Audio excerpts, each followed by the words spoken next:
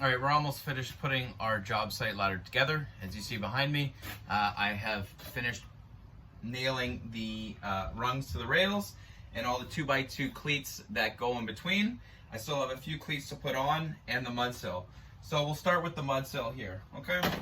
First thing you're gonna get a 2x6 by 24 inches, okay? That's gonna go on the bottom of your ladder. Now the purpose of this is just to give yourself a lot more traction and stability when the ladder's up, okay? What you're gonna do is you're gonna measure the center, which would be 12 inches. You're gonna make a mark. Since the ladder is 16 inches wide, you need to divide that by 2, which is 8, okay? And then you're just simply gonna put 8 on the center line, make a mark. 8 plus 8 is 16, make another mark, okay? You get your speed square. On the bigger portion of the piece of wood, you're gonna put your speed square. You're not gonna put it like this and overhang because it's not as accurate, okay? So what you're gonna do, put your speed square, make your mark, and so you know, just put an X on where that lumber is gonna sit, because a lot of times you could shift those pieces of wood up and it won't be exactly the way you want it. So putting an X on the sides that you want to nail in is going to help for putting on the mud sill on the later ends. So we're going to put our mud sill up here and make sure our lines match up to our edge of our rails, and I'm going to start putting in right here. Okay, I'm just going to stick my finger at the bottom of this, so you can't really see, at the bottom of the rail. I'm just going to lift up a little bit because that 2x6 is sitting a little low.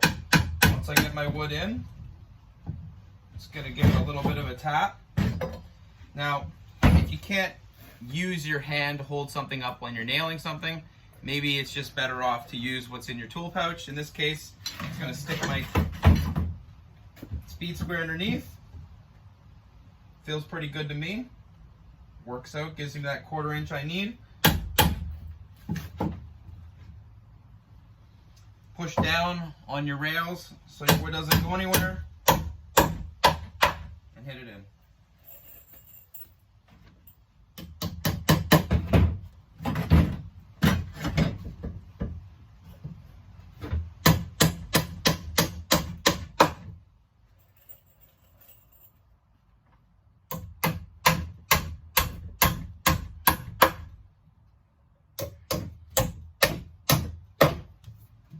Okay, now your mud sill's in place.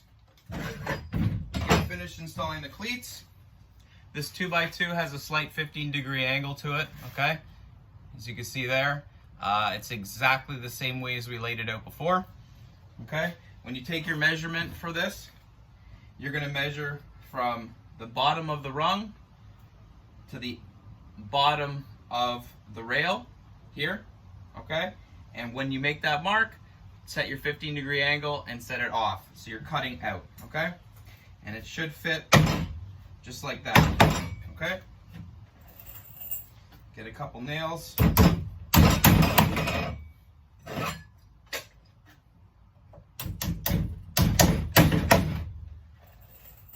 Set it in place. Put your next cleat in. Now, the only cleats that are going to be different are going to be the bottom cleats and the top cleat, okay? The cleats in between should be all cut the same thing. If your measurements are off, I would double check your layout to make sure, because you will be marked on this, okay?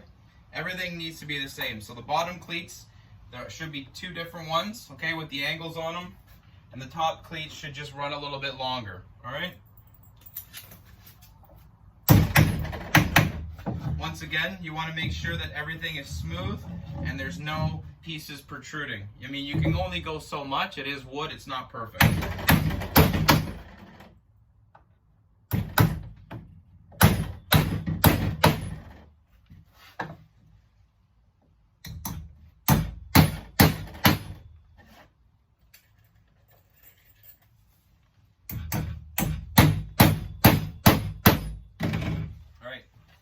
job site ladder is complete.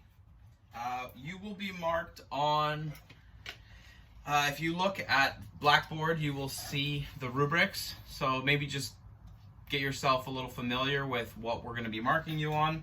Simple things are going to be, you know, your centers, making sure your centers are 12 inches on center, right?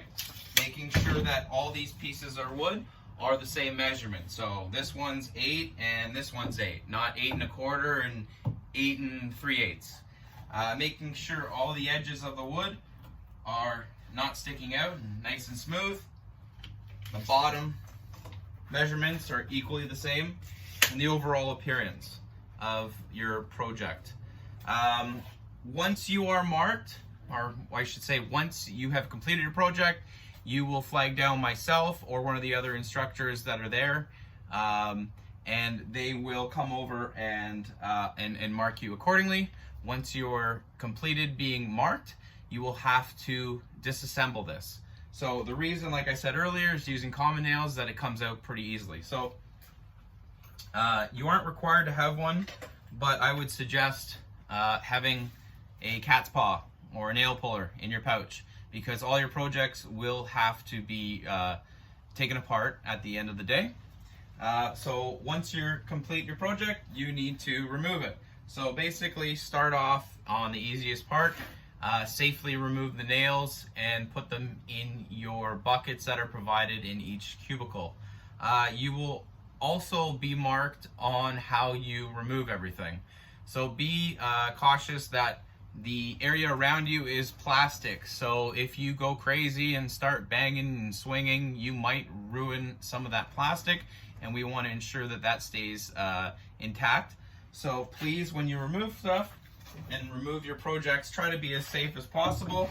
The easiest way to remove something is kind of just, you know, look for the easiest way out. So for instance, this mud sill, you know, it's easy just to lift it up and just bang it out. Use your ladder to put the wood on top. Start